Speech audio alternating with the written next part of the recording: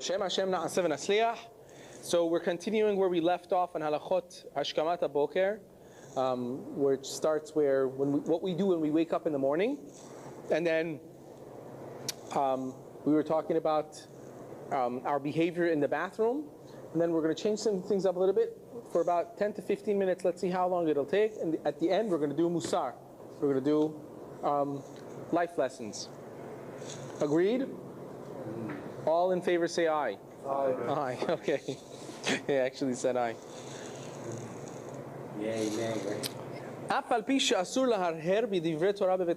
Even though, we said this before, but some people are new, so we'll review a little. Even though it is asur to think of Torah thoughts inside the restroom, inside the bathroom, it is asur. It's not allowed for us to be in the bathroom and think of Torah. What did Rabbi Sakai say this Shabbat about Parshat? Don't do that in the bathroom.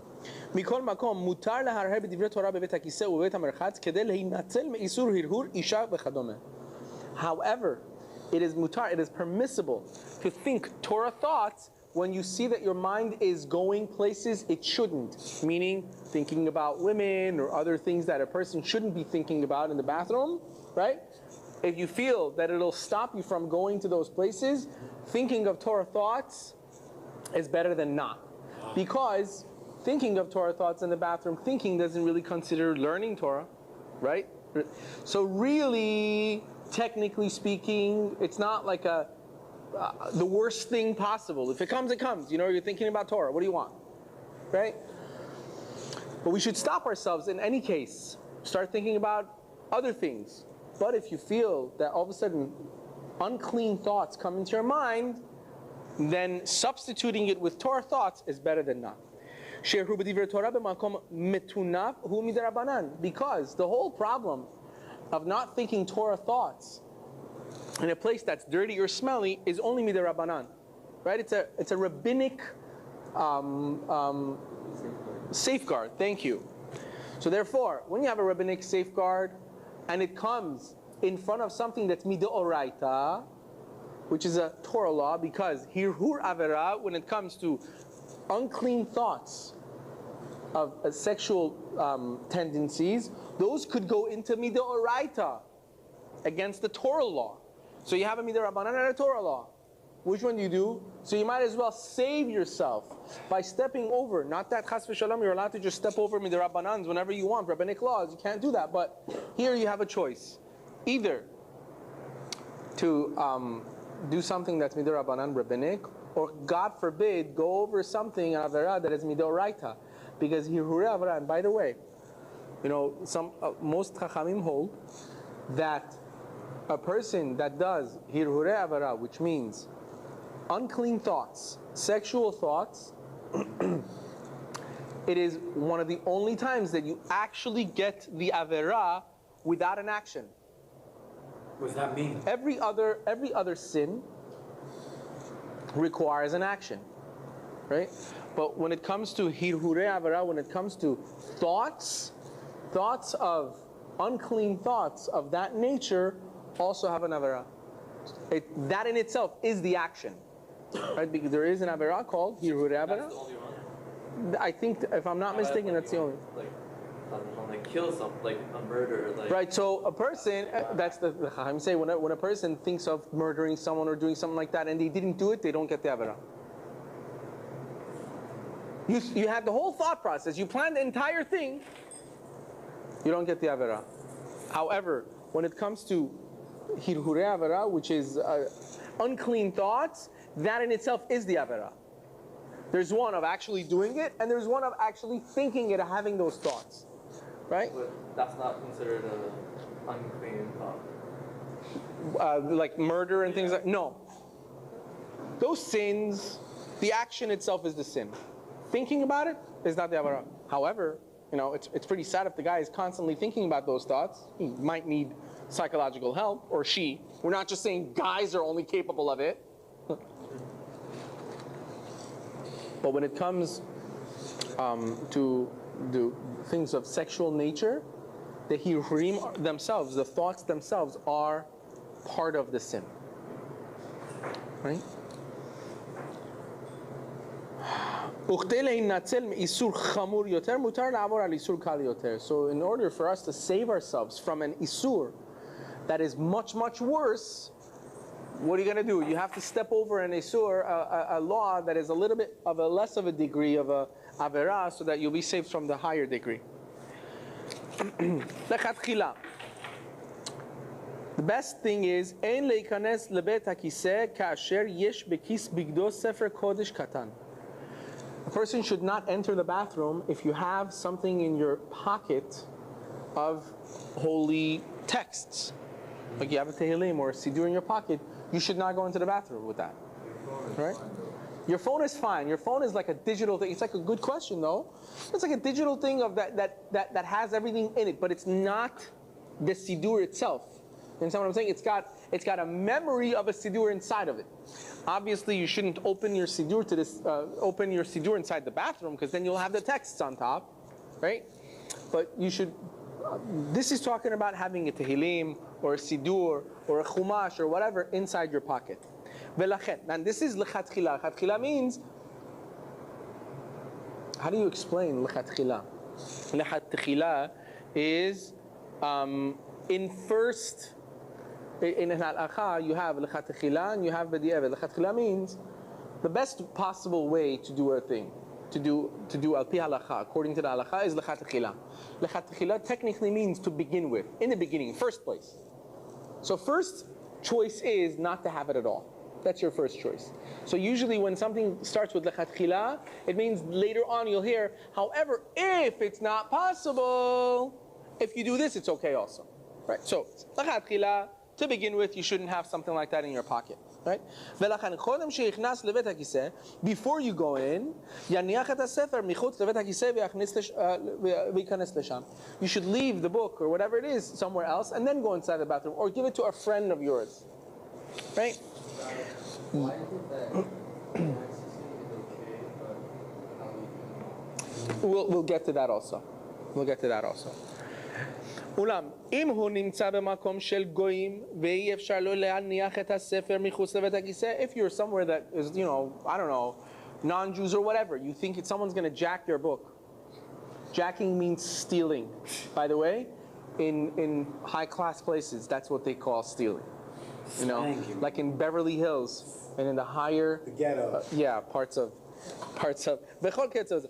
מותר לו להיכנס לבית הכיסא כשהספר מנוח בכיס בגדו. Then you could, if you don't trust what's going to happen to your book, it's going to get lost or whatever, then you could have it in your pocket when you walk in. Into the beit hakiseh. What happens if it's a big one? Then it wouldn't be in your pocket now, would it? Where do you put it then? Then you got to figure something else, because you have to cover it somehow. Yeah, but... Put it in your bag. Put it in your if you're just walking backpack. to the restroom and you don't have a backpack, just walking around with it. You can't walk with... No, like something like this size, I'm saying. You can't walk into the bathroom with it. Right, so what do? You can't touch anything with it. There has to be a solution. Right, so you have to figure that out. Hide it. Huh? You have to figure Put it it out. somewhere, or hide it, or trust it with somebody, or when it's steal it. You just cover it up with a paper towel? You have to cover it up with something. Not paper towels, I don't think. You have to put it in a bag. It has to be covered up. If you cover it up, can you go in the bathroom with that? You cover it in the bag? Yeah, in a bag. Either in your pocket or in a bag. God's name or Siddur and cover it, and then you could go in a bag, yes. If you can, it says, if you can, then you cover it up. You put it in a bag. Like a paper bag or a... What if a see-through bag? Can you still do it? See, the thing is, wait, hold all the questions, because this paragraph is going to be discussing all that. So, putting it in a bag, see-through, I don't think should be done. Second of all, the best way of doing it is to have it wrapped in 2 bags, right? So if you have those little sidurim that you carry, or birkat hamazon or whatever that's in your pocket, usually, best way to do it is always have it in a little Ziploc bag, right? And then it's in your pocket. That is the best way. On that, there is no question you're allowed to do it. If it's double wrapped, there's no question you're allowed to do it, because it's double wrapped, right? But if it's single wrapped, then it's b'di'evet. It's okay, but it shouldn't be done, right? The best is to leave it outside. If you have a backpack or whatever it is, usually backpacks have already, they're like at least twofold. You know, you have the satin inside and then you have the outside. So it's already a double wrap, right? So then it's okay. It's already okay to walk with those inside the bathroom. Now, question comes up here, how this all comes out is that even today we have this, but I don't know if we have the real ones these days. There's something called a kamiyah. A kamiyah was something that great chachamim know how to do. They're little amulets. They call them amulets. An amulet is something that if someone has, let's say, people would have psychological issues, or even if it's not psychological issues, issues of like, they're physical, but they're intertwined into the mental psyche of the person, right? So a kamiyah could be written by these chachamim, by these rabbis, and what it is they knew enchantments, but they're not enchantments, chas v'shalom, we don't do that. They're pasukim from the Torah, that they knew that helped the person in this manner. For instance, phobias. Let's take phobias. A person would have a certain phobia. There were chachamim that actually would write these kamiyas, and the person would use that as a necklace, and they would wear it at all times, and they would no longer have that phobia whatsoever. There were people that, Rav Vadia, I think, brings down that there was a woman that was, she all of a sudden became very mentally ill, like suicidal, kept trying to kill herself. And Rav Sharabi, Zechat Tzadi Bracha, that used to live at the time, about Sharabi's from 50 years ago, and he was an expert, and he wrote a kamiyah for her, and as long as she had it on, she had kids and everything. She was a perfectly normal person. If it would, God forbid, come off, like a 180 turn, right?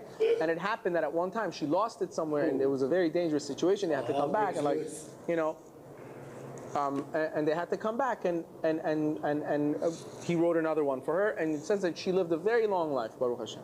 Right? So that's what kamiyahs are. So the question came up that these kamiyahs, the people that wear them, how do you walk into the bathroom? Because a lot of times they're pasukim from the Torah, right? So the Gemara talks about it. The kamiyahs are from the time of the Gemara. The Gemara talks about that they were wrapped in leather. They were put in leather pouches. Now leather is thicker than a regular pocket, right? So the Gemara, so the Chachamim have a discussion whether today's pocket is the same as putting it in a leather pouch. Therefore, to be on the safe side, always have, if you have a siddur or something in your pocket, double wrap it. Make sure it's in like a Ziploc bag or something, and in your pocket. Then you're sure that it's already it's a double wrap. So you don't have to worry about it. However, if you have a picture of a rabbi or something in your pocket or whatever, that's mutar to walk in. There is no holiness to a picture of a rabbi. Right? It doesn't have its own. However, a person should not act in a disrespectful way even to a picture of a rabbi. Right? Because what do you really do if you're disrespectful to a picture of a rabbi? Obviously, you're not respecting the chachamim. Right? So obviously, it's not right to hang. Definitely don't go hanging rabbis' pictures in your bathrooms. That's not where they belong, right? Just because you're allowed to take them in there, if you have them in your pocket, doesn't mean it's okay to have their picture there. ולדידן מותר לשבת על ספסל שיש פה ספרי קודש הנתפסים בדפוס שלנו ואין צריך להעמידם. והאשכנזים מחמירים בזה. It says also for us, Sephardim, we have a minhag that let's say you're sitting on a bench. Like some shuls, some synagogues, their chairs are like these long benches that 5-6 people sit at a time, right? So they put books. They put their sidurim also on the bench next to them.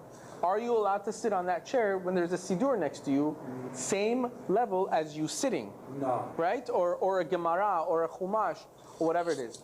So according to the Sephardim, we're allowed to, right? Because since they are printed, it's different. Prints and actual Sifrei Torah that are written on cloth is very different than actual prints in a Sefer. So according to us, we're more lenient. You could sit. However, obviously, it's more respectful if you pick up the Sidurim if you're sitting on the same chair. But the Ashkenazim are more machmir when it comes to this, and you don't sit on a chair or a safsal or a bench if there is any kind of sefarim on it. Now, a lot of questions come up here, right? For instance, is there an actual kedusha? Is there holiness to the text, the Hebrew text, newspapers, Israeli newspapers, right? That's Hashem's They're- name. they're- Four-letter word, especially. They're written in Hebrew, right? So can you? Depends on the content. Exactly. Right. So now most of the Israeli newspapers, we're not talking about the religious newspapers, right? Talking about a regular non-from newspaper. Most of the time they don't have, God's name in it. I don't think they do. Well, there's not the four-letter word, right? What? Isn't that Hebrew different from Torah? Exactly. So he brings down from many different sources that the Hebrew text that we have is not the actual Ashuri text that was the text Hebrew. The Ashuri text that the actual Lashon HaKodesh text is more similar, huh? Isn't it Aramaic? No, Aramaic is the language, right? The text, the format of the letters. Ancient Hebrew, So ancient Hebrew is more of what we have in the Sifrei Torah, more like hieroglyphic. right? No. You've seen ancient Hebrew, like what Moses used to talk. Right. Moshe Rabbeinu. Aramaic wasn't ancient Hebrew. No, Aramaic is not ancient Hebrew. Right, Aramaic is not ancient Hebrew. About just writing in Hebrew letters? Yes, writing Hebrew letters. Like you see this text here? Like this, but not this. This is a whole Right. No. But this text here, this text, translation of Harry Potter in Hebrew. You're not going to go and say, oh, it's a translation of Harry Potter, but it's in Hebrew. Let's not burn the book. no, so the question here is like this.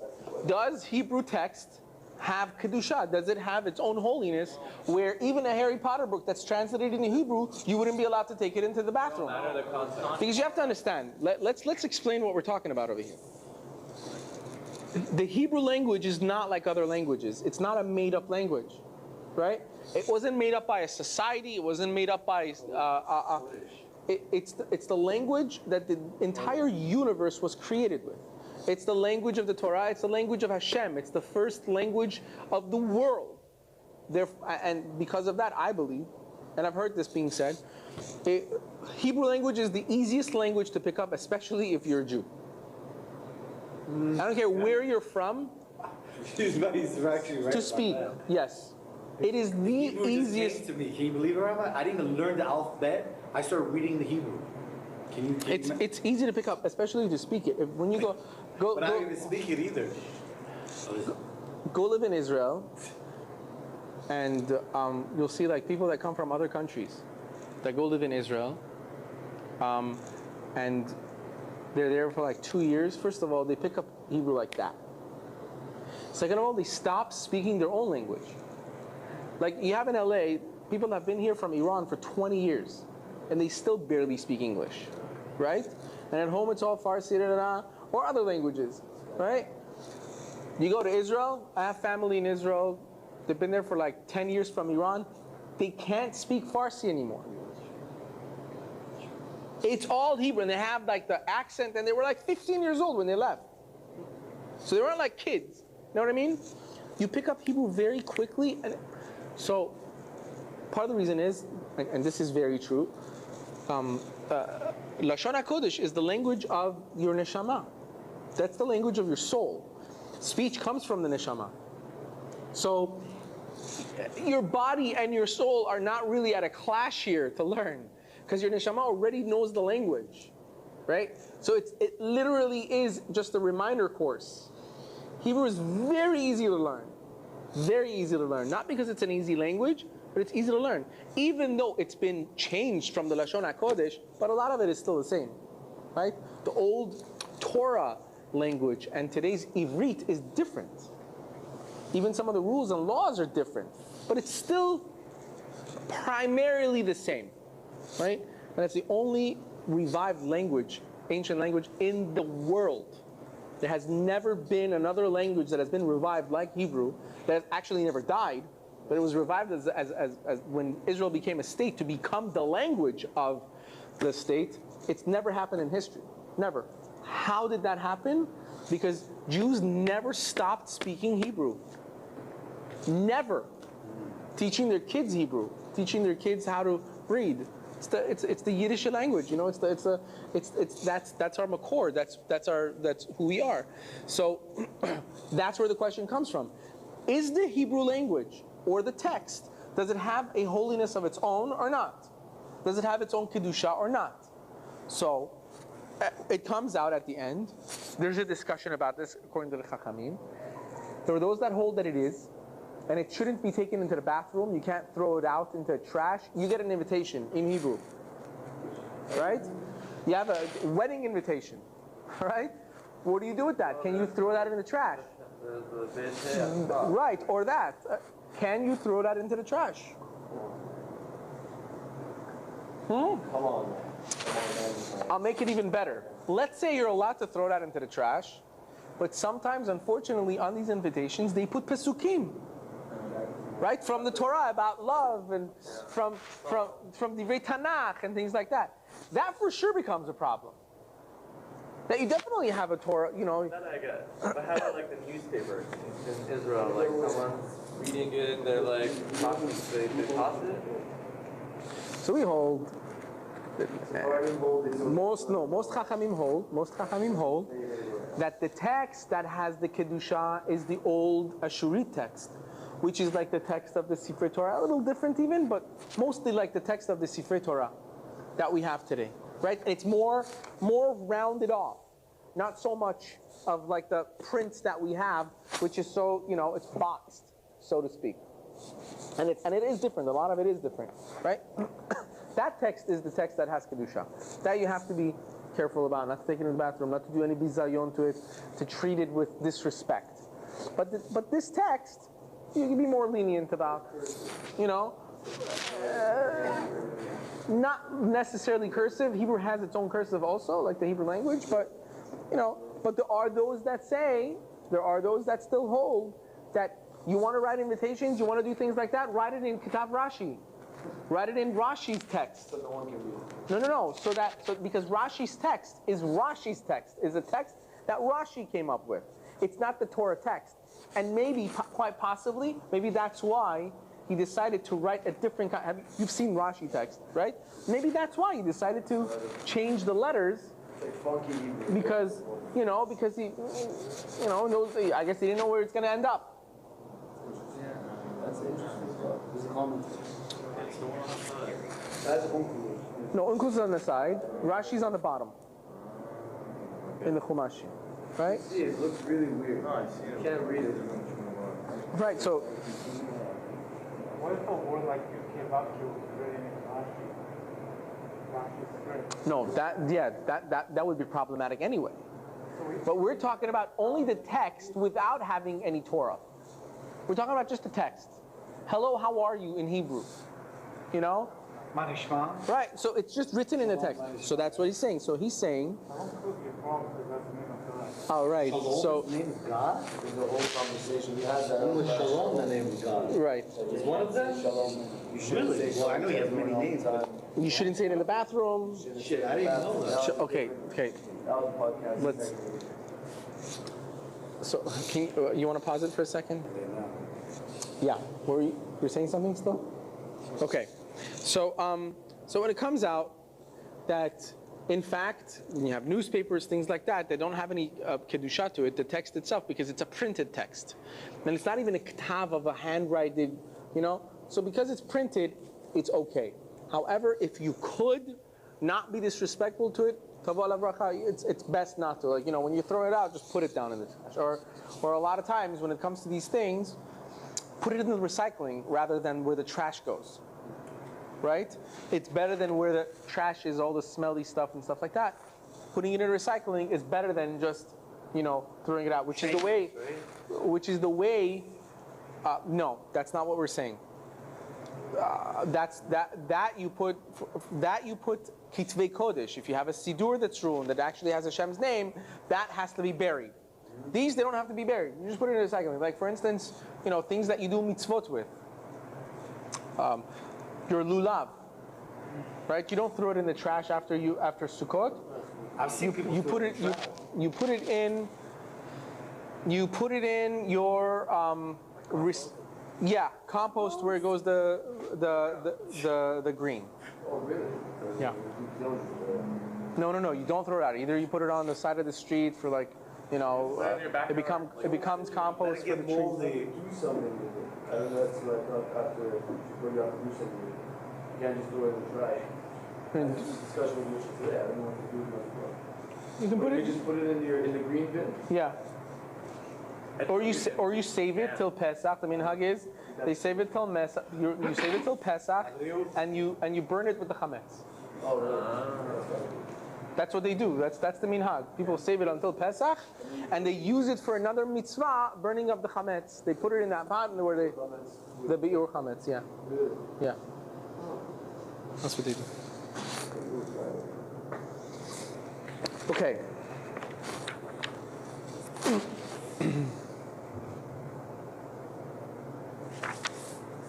Okay, we did that.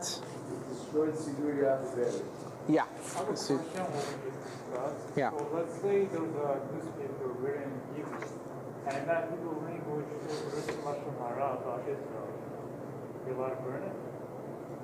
I don't know. That's a side question. That you're reading from the Yafet. Yes, absolutely. This is the Bar Torah. Yes. Yes. I have a question. What if you have a piece of paper has a holy picture on it, and it says Mashiach on it, and it's like really, really beat up. But the thing is, you don't want to throw it in the trash, and you don't want to bury it. You just want to burn it. Are you allowed to burn it? I don't know. Because I already burned it. I don't know. I don't know. Like the picture of the Rebbe, basically. Well, burning a picture of the rabbi, it might be Is that- disrespectful. Like we said, you But I shouldn't had be no disrespectful. respect. The thing is, things already got destroyed. So out of So- in a sense, like somebody's dying, you just shoot it again, Okay. like put it out of its misery, right? So it's like You want to pause this, Mike? You wanna pause it? ואמר מי שנזהר מאוד בקדושת הספרים, ומי שאינו נזהר בקדושתם, כגון שנותן גרף של ראי באותו חדר. So now, you have bookshelves, you have safarim, you have books, you have chumash, you have tehillim, whatever it is, you have to be very, very careful to be respectful towards them. You can't, like in the room that you have these safarim, you can't be, God forbid, walking around undressed, not dressed properly. You can't change baby's diapers there where it gets very, very, when it gets very, very, very smelly. So there's pesukim that say chas v'shalom, not very nice things about people that are disrespectful to sefarim. You have kitvei kodesh, you have things that are holy. Chumash, Tehillim, these things are very, very holy. They're not regular books. So you have to respect them accordingly. So in rooms that you have these books, you need to make sure you don't make bad smells there or do things that are inappropriate. Even a husband and wife, if in their bedroom there is books, sefarim and stuff, it needs to be covered up or be put in its separate room. Oh, sorry, just my mind is somewhere else.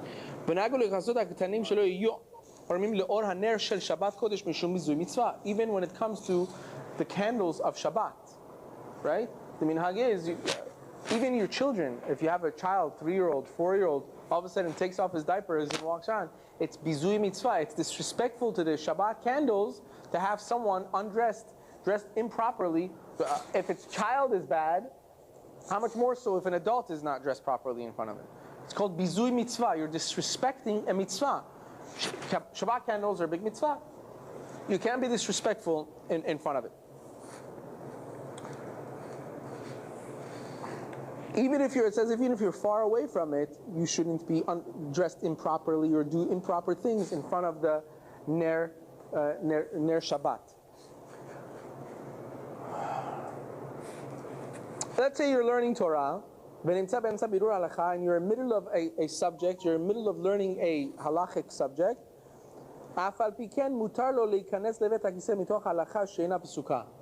and you're in the middle of finishing off what this thing is. Now your mind is still in this Torah thought, right?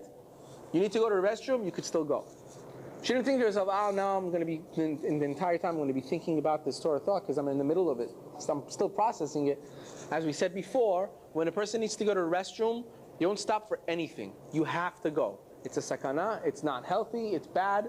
You must go to the restroom. Huh? When you're reading the Torah, that's sometimes like you should give yourself a minute. It depends. We discussed that also. It depends. If it's something that it hasn't become so, it's not that bad, you wait till the Torah portion finishes. But if it's something that you really need to, you feel you need to go, you need to go. He's saying now, let's say, in between the aliyahs, for sure you can go. Right? He's talking, let's say it's the middle of the reading. But probably you should wait.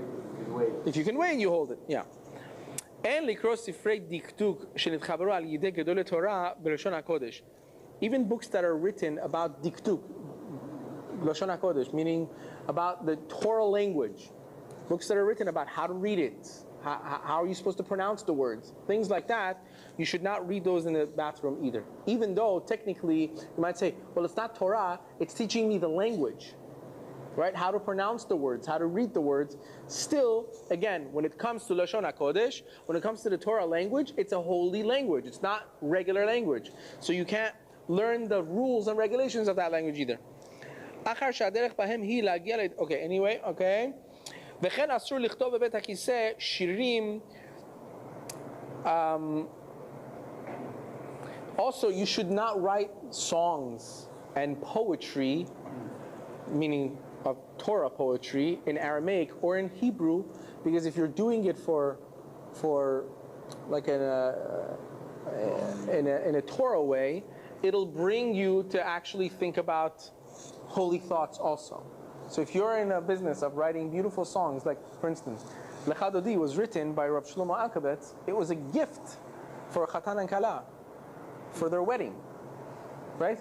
And it was seen to be so beautiful, so deep, that it became the song that we welcome the Shabbat with, right? And every Jew in every single part of the world sings it right before Shabbat. But really, it was written as a gift for Chatan and Kala by Rav Shlomo Alkabetz. Now, do you understand how holy that has to be? So imagine someone writing that or reading that inside the bathroom. That's not the place for it. Absolutely not.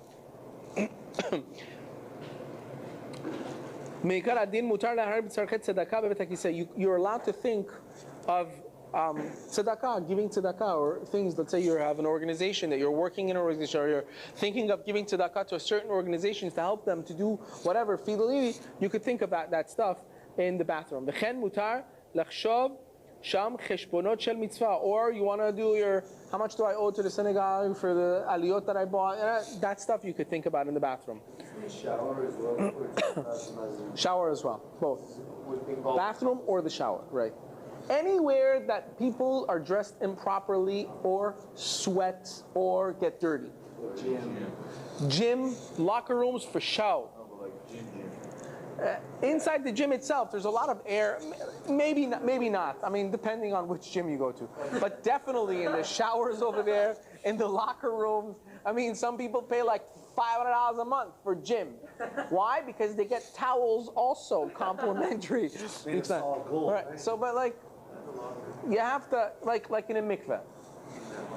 Like we said before, when we did the halachot, you shouldn't even talk in a mikveh. You shouldn't it's not a place, because you might say something that's like of kadosh. You could say shalom. You can't say shalom in the bathroom or in the mikveh. It's a place of sweat. People sweat there. It smells. It's not the proper place. People, unfortunately, go to the mikveh and they have entire conversations. I don't understand how. I can't understand it. It's beyond me. Somebody saw me the other day, and we were talking, right? We were talking out here, and then he goes, it's the first time I could actually have a conversation with you, because every time I see you at the mikveh, you don't talk. So I didn't even know what to say to that. It's not a place to talk. I'm not going to mikveh to have a conversation. But it's just, Yizaher lekaneach atzmo hetev beniyar. Oh, so we'll do this. Bezrat Hashem, we'll pick up here next week. We'll go do some musar now for the next 8 minutes. Sounds good? Perfect. We're going to go through a sefer called Ben Porat Yosef of Harav Yosef Mugrabi that discusses many, many subjects. Right? Musar basically is life lessons. How to live life as a Jew. Right? So he starts his sefer. I've done this, I think, with you like a couple of times at the beginning. So we'll go a little quick here in the beginning. Huh? Yeah? The Rambam, when he starts his halachot, he says, Yesod HaYesodot, the main foundation for everything, for all thought and all chokhmah, all wisdom, is what? First things first, you have to know that there is a creator. And he's a creator that has always been there and will always be. And he's the beginning to everything. Because if you don't have that foundation of emunah, foundation of faith, then there is no real point in life. If you don't understand or believe in the foundation of it, then what's the point? And that's why the Chavetz Chaim is not for no reason that the Chavetz Chaim says, the Chavetz Chaim used to say that the learning of emunah, of faith, was always of utmost importance to him, more than any other thing. He loved it more than any other thing ever. The book of Bereshit, Genesis, that we just started, is the first to all Sifrei Emunah. You want to learn faith in HaKadosh Baruch Hu? You want to really believe in Hashem? You delve into Sefer Bereshit. Everything is there. Over there is all of creation and God creating all the animals and everything in it. Over there you could see all the nisim and niflaot, all the miracles that happened for Abraham, Yitzchak, and Yaakov. How Abraham was so old when he had children. His wife was so old, and the birth of Yitzchak, and then Yaakov and Esav, the two twins. Miracles upon miracles you see in Sefer Bereshit. Not that you don't see that later on either, but that's the beginning. You see all of creation. You see how God created the world. How everything was so created in such harmony, such beauty. I always say, like, the people that are, atheists, person doesn't believe in God. And it's like, I don't understand. You cannot make a person in this world believe that anything was built or made by itself. You can't force anybody to think that way. Try to convince somebody that the Eiffel Tower was built by itself. It just came out of nowhere. Try to convince somebody that a piece of bread just came out of nowhere. Try to convince someone that this came out of nowhere. No one will be convinced, right? Nobody in their right mind will say, "Oh, this just happened," right? But then when it comes to like all of creation, all the galaxies, all the universe, so many people are like, "Of course, it just came out of nowhere." Right? It's something to swallow. But Rabbeinu Chavetz Chaim says, he used to go every morning, Lomed the Sefer Bereshit. Every single morning he would first start by learning Sefer Bereshit, the book of Bereshit. Et Seder HaBeriyah, and he would learn the Seder of creation, the Sefer Yetzirah? I'm sure he did that too. And then he did the, what's the Seder? The order, thank you. So that he could strengthen his own emunah. Huh? Low Jews. What do we have to say when it comes to that? Imagine the Chavetz Chaim. This is the Chavetz Chaim we're talking about. Do you think he needed to learn Bereshit every day? Right? We do Bereshit one parsha per year, right? And be like, oh, I learned so much. I'm done. I think there's nothing else left for me to learn in Bereshit. The Chavetz Chaim learned Bereshit every single day, in depth, and more in depth, more in depth. There's so much you could learn from all of the parashiyot. Right? In Gemara Pesachim it says, Shalu Chazal, my dichtiv, Bayom ha'hu yeh Hashem echad u'shmo echad. Chachamim ask, why does it say, we say it every day in Alenu L'Shabeach, at the end, we say, Bayom ha'hu yeh Hashem echad u'shmo echad. On that day, Hashem will be one and His name will be one. So Chachamim asked, why does it say that? Only that day? Which day? So Hashem's name is not one now? He's not one now? He's 2, 3, 14? When is that day that we're saying, on that day he'll be one, and his name will be one? What is it really saying? Why is it saying it that way? V'chi hayom hu lo echad, what today is not one. Ela masbirim hamfarshim. The commentators say, Shayom al davar tov v'sameach mevarchim shechianu o birkat hatov hamametiv. Today, on something good that happens, what do we bless? The blessing is either we make hatov v'hametiv, like you have a exquisite wine, right? One of a kind. Take a whiff of that smell, right? And then you make borei peri hagefen, and then you make hatov v'hametiv, baruch atah Hashem Elokeinu melech haolam, hatov v'hametiv. He is good and he does good. That's a bracha you make on good things, right? There's a whole halacha on what things you make hatov v'hametiv. She says today, on good news and good things, we make hatov v'hametiv, or we make shechianu. You buy a new talit, shechianu. You buy a new suit, shechianu. You eat a new fruit, shechianu. Ve'elu al shemu'ar ra'ah. However, on bad news, God forbid, someone hears, God forbid, somebody passes away, what do they say? Dayan ha'emet.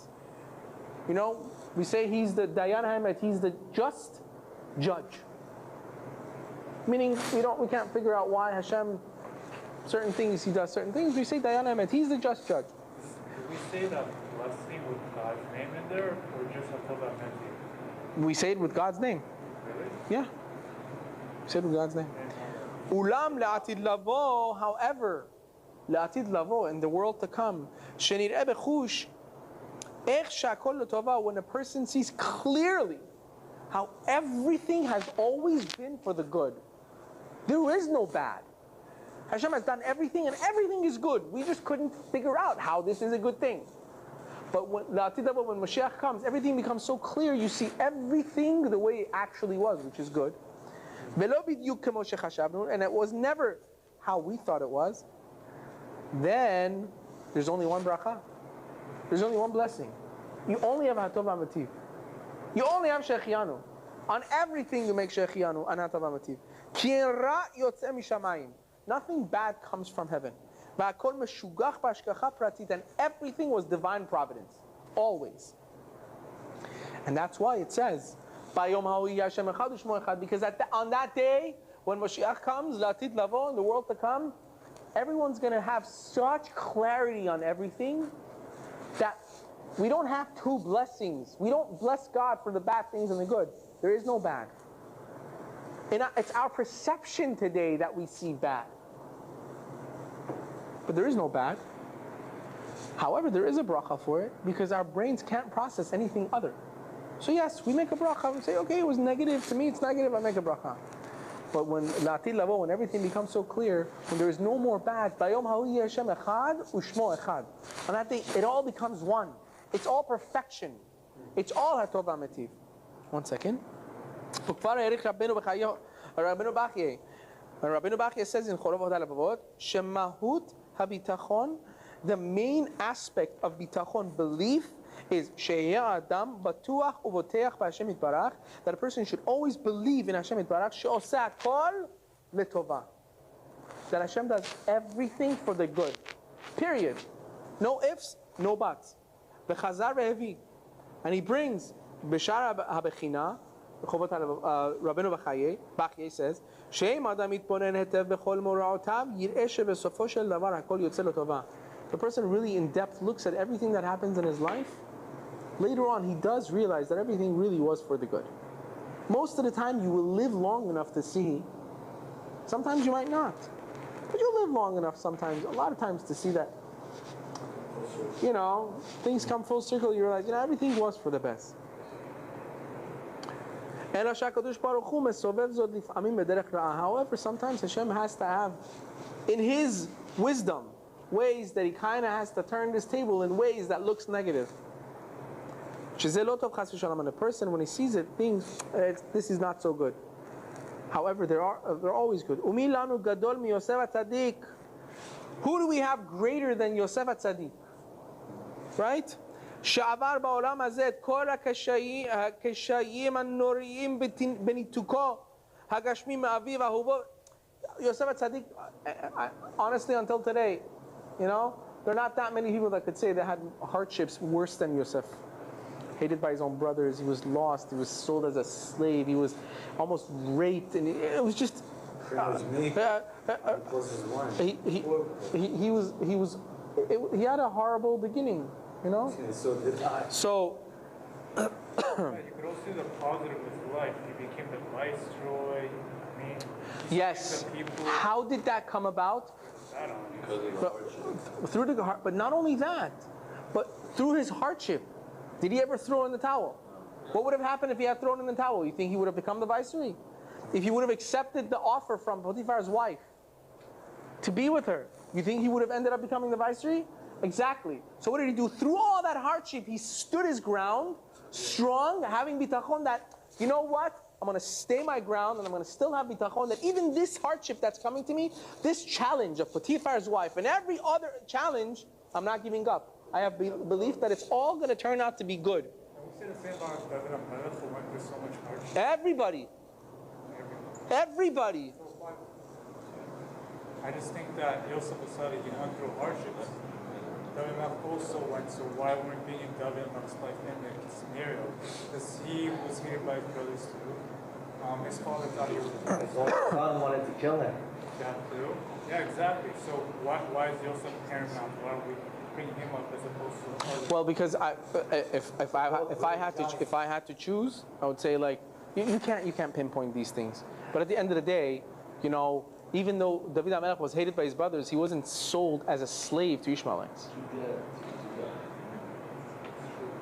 Right?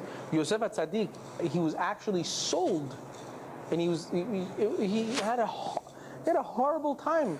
I'm sure he had a horrible time trying to dwell with the fact like he's in fact like, you know, he asks the guy in jail to remember him when he goes to Paro, and just 2 years added to his sentence. Anybody else would be like, are you serious? You know, what did he do? He had bitachon. Fine. This too letova. Gamzu letova. It's all for the good, and that's how he prevailed.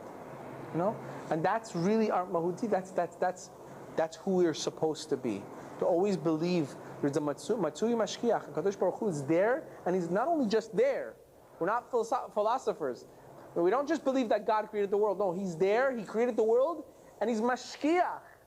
He has divine providence on us every moment of the day. Everything that happens, nothing falls through the cracks. Don't worry, he didn't forget about you. You know, this thing didn't go wrong because God messed up. No, there's a plan for everything.